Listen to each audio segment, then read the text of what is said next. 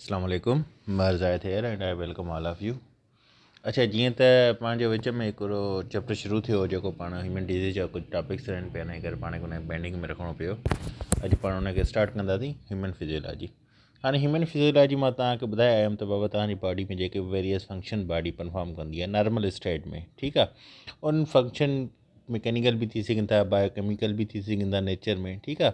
या जेकी एनाटॉमी हूंदी आहे ह्यूमन फिजियोलॉजी में, इन जी जेकी स्टडी आहे या इन जी जेकी बेसिक रीडिंग आहे उनखे पाण छा था चऊं, ह्यूमन फिजियोलॉजी। मतिलबु इन जी रीडिंग खे, इन जी जेकी साइंस आहे मेडिकल फील्ड सां रिलेटेड, उनखे पाण ह्यूमन फिजियोलॉजी चऊं था, सही आहे।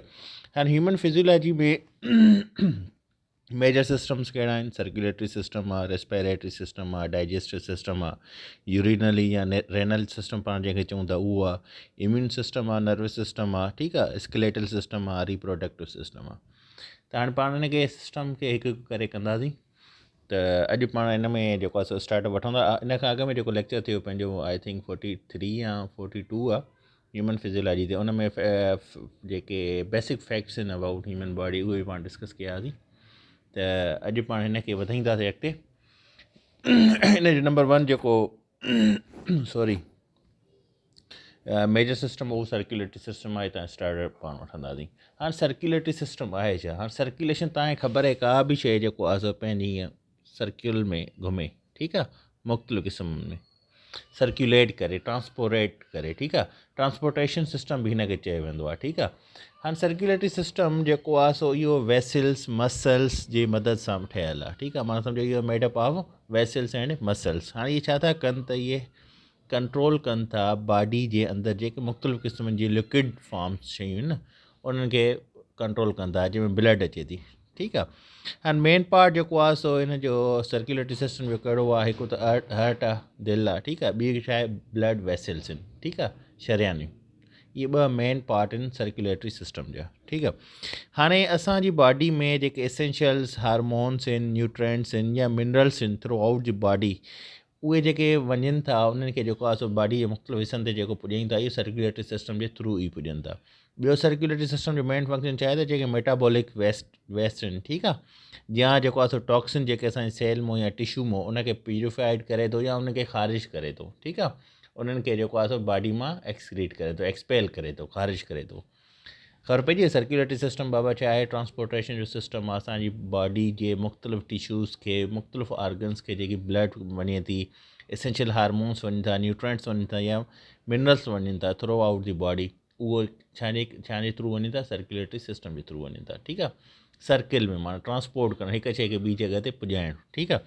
ऐं जेको आहे सो असांजी बॉडी में जेके मेटाबॉलिज़म जे करे जेके वेस्टेज निकिरे थो, ठीकु आहे, या जेको आहे सो जेके टॉक्सिन असांजे टिश्यूज़ मां या सेल मां जेको निकिरे थो उनखे उहो प्यूरिफाई करे थो, ठीकु आहे, या वरी उनखे एक्सपेल करे थो, ठीकु आहे, बॉडी मां ख़ारिज थो करे सघे। त इहे ख़बर पइजी त इहे हुयो सर्कुलेटरी सिस्टम।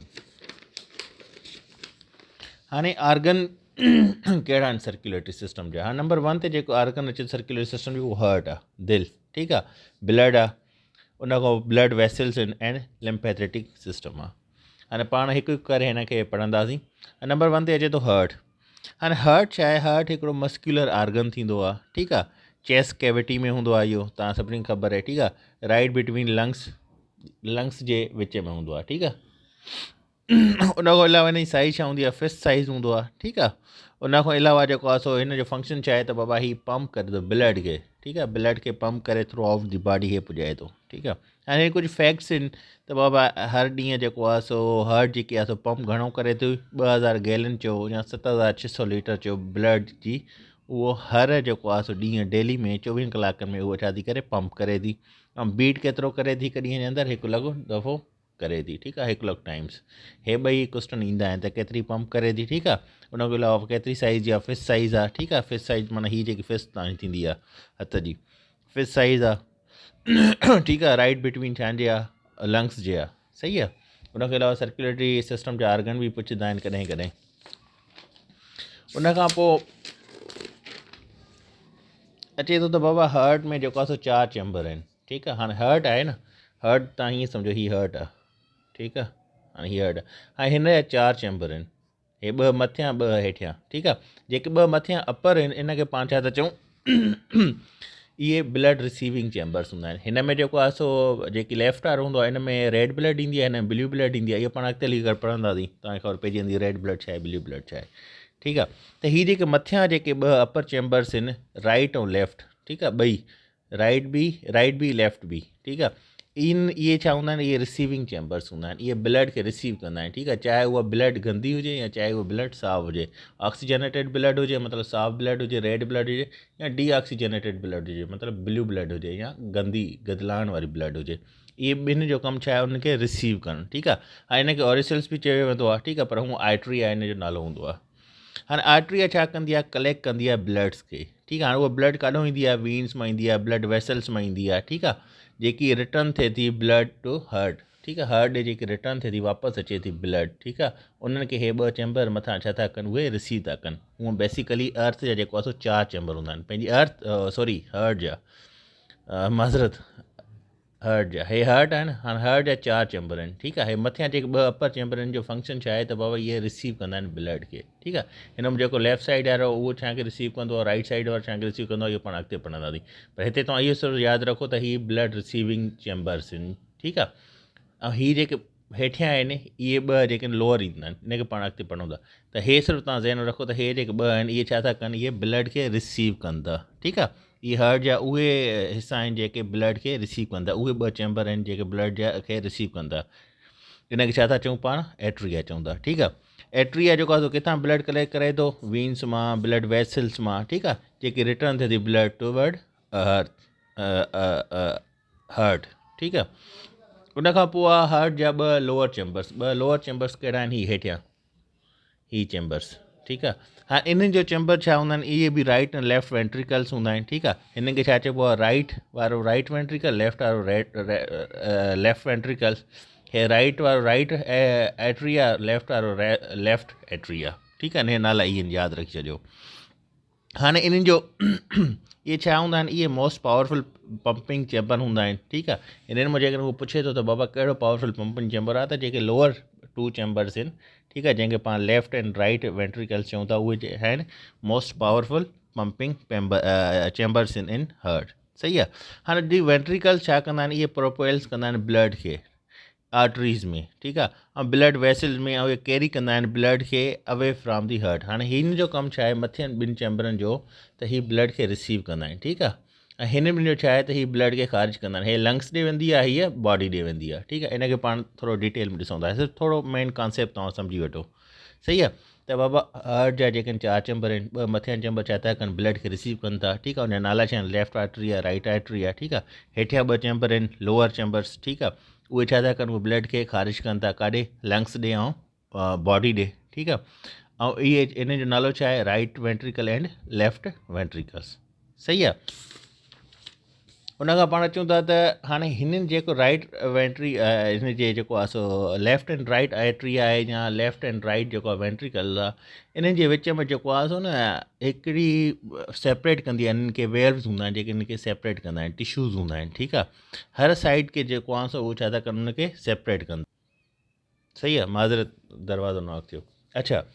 हाणे हिननि में छा हूंदो आहे त वॉल ऑफ टिश्यूज़, स्पेक्ट्रम जंहिंखे पाण चवंदा आहियूं, इहो वॉल ऑफ टिश्यूज़ हूंदो आहे, इहो सेपरेट कंदो आहे right and left side of the blood खे, ठीकु आहे। हाणे हीअ ब्लड जी जेकी राइट एंड लेफ्ट साइड आहे न, हीअ विच में, इहो छा आहे, स्पेक्ट्रम आहे, ठीकु आहे। इहो छाजो ठहियलु हूंदो आहे, इहो वॉल ऑफ टिश्यू जो आहे, ठीकु आहे। इहो सेपरेट कंदो आहे लेफ्ट साइड खे राइट साइड खां, ठीकु आहे।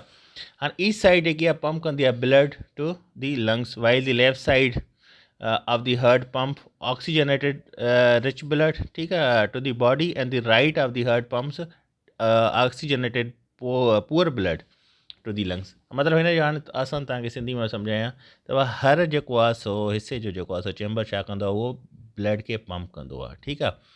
हाणे जेको ब्लड खे पंप करे थो, जेकी राइट वेंट्रिकल आहे, इहा छा थी करे, इहा ब्लू ब्लड खे पंप करे लंग्स जी तरफ़ मोकिले थी, ठीकु आहे। जेकी लेफ्ट वेंट्रिकल आहे, इहा छा थी करे, इहा पंप करे रेड ब्लड खे बॉडी जी तरफ़ मोकिले थी, ठीकु आहे। छो त हाणे ही जेको आहे सो जेकी राइट वेंट्रिकल इहा छो थी लंग्स जी तरफ़ मोकिले, छो त इहा ब्लड जेकी आहे गंदी हूंदी आहे, लंग्स में वञी करे उहो साफ़ु थींदी आहे, साफ़ु थी करे उहो वापसि ईंदी आहे लेफ्ट आर्टरीम में, लेफ्ट आर्टरीम खां उहा लेफ्ट आर्टरीम में, लेफ्ट आर्टरीम खां उहो लेफ्ट वेंट्रिकल में वेंदी आहे, लेफ्ट वेंट्रिकल खां उहा सिधो पोइ बॉडी में वेंदी आहे, ठीकु आहे।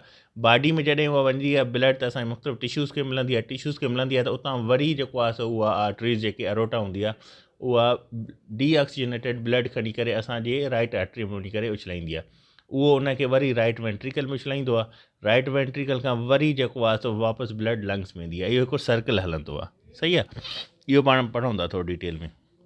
हाणे ब्लड में जेको आहे सो हार्ट में 4 वेल्व्स हूंदा आहिनि, ठीकु आहे। हाणे वेल्व्स छा आहिनि, हाणे ॾिसो, हे पाण ॾिठोसीं त चइनि चैम्बरनि में जेको आहे सो विरहायल आहे। हाणे जॾहिं ब्लड हिते ईंदी मथियनि में त हाणे हेठि कीअं ईंदी, हे जेको आहे हिते वेल्व्स आहिनि 2, ठीकु आहे।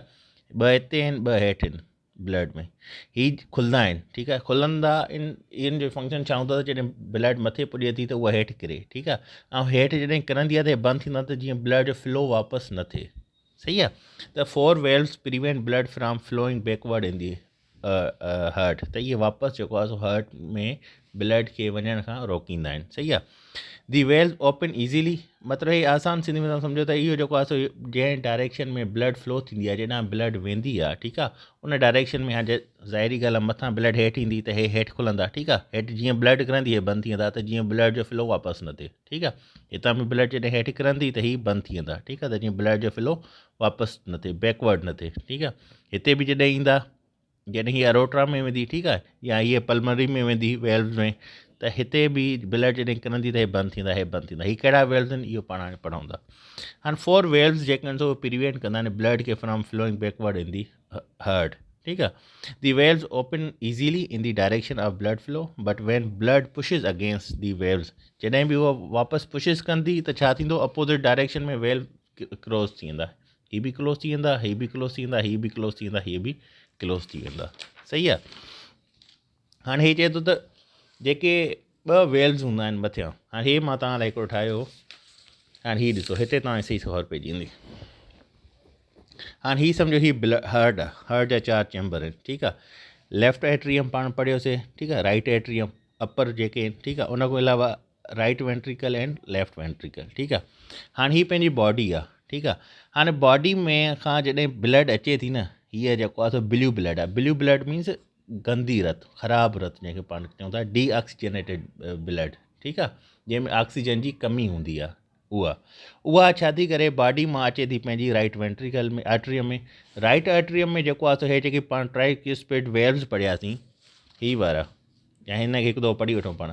चए थो 2 वेल्व्स नोन एज एट्रियो वेंट्रिकल, ठीकु आहे। 2 वेल्व्स हूंदा आहिनि, वेल्व्स आहिनि जंहिंखे एट्रियो वेंट्रिकल चयो वेंदो आहे। कहिड़ा कहिड़ा आहिनि, ट्राइक्यूस्पिड वेल्व्स आहे एंड मिट्रल वेल्व्स आहे। हे छा कंदा आहिनि, हे लेफ्ट एट्रियम में हूंदो आहे मिट्रल वेल्व्स, ऐं हीअ जेको आहे उहो राइट एट्रियम में हूंदो आहे।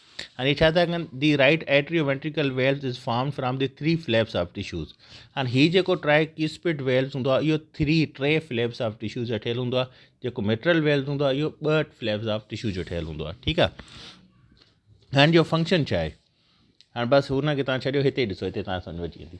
हाणे ॾिसो, असांजी बॉडी आहे, बॉडी में जेको आहे सो ब्लड जॾहिं असांजी अचे थी, उहा ब्लू ब्लड आहे। बॉडी मां जॾहिं असांजी हार्ट जी तरफ़ ब्लड जेकी ईंदी आहे उहा ब्लू ब्लड हूंदी आहे, ठीकु आहे। बॉडी मां जॾहिं उहा हार्ट जी तरफ़ अचे थी त उहा किथे ईंदी, उहा राइट एट्रियम ईंदी, ठीकु आहे। राइट एट्रियम में जीअं ब्लड किरंदी त ट्राइक्यूस्पिड वेल्व्स खुलंदा, जीअं खुलंदा त उहा ब्लड वञी करे राइट वेंट्रिकल में किरंदी। जॾहिं राइट वेंट्रिकल में किरंदी त हीअ जेके ट्राइक्यूस्पिड वेल्व्स आहिनि इहे बंदि थी वेंदा। बंदि छो थींदा, त ब्लड जो फ्लो वापसि न थिए, ठीकु आहे। जॾहिं राइट वेंट्रिकल में ईंदा त हिते जेको आहे सो पल्मोनिक वेल्व्स हूंदा आहिनि, हिते 2 ॿिया वेल्व्स हूंदा आहिनि। पाण पढ़ी आया त 4 वेल्व्स आहिनि, 1 2 3 4, ठीकु आहे।